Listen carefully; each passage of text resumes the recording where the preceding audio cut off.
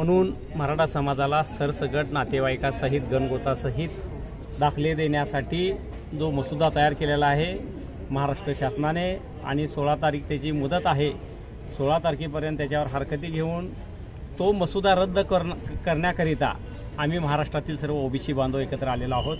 आम्ही आज जिल्हाधिकाऱ्याच्या वतीने महाराष्ट्राच्या मुख्यमंत्र्याला निवेदन पाठवत आहोत की ओबीसीमध्ये कुठल्याही समाजाचा, कुठल्या जातीचा, समुदायाचा समावेश करू नये।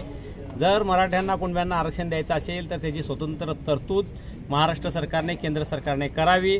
ओबीसीच्या आरक्षणावर कसल्याही प्रकारचं अतिक्रमण महाराष्ट्रातला ओबीसी सहन करणार नाही। काल पण एक निवेदन दिले, आज पण एक निवेदन दिले।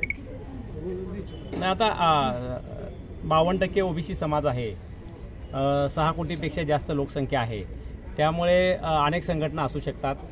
त्यामुळे 2 गट किंवा 3 गट ह्याच्यामध्ये मोजण्यापेक्षा आज ओबीसींच्या, त्यांच्याही भावना आणि आमच्याही भावना हे ओबीसीच्या आरक्षणाचं संरक्षण आहे।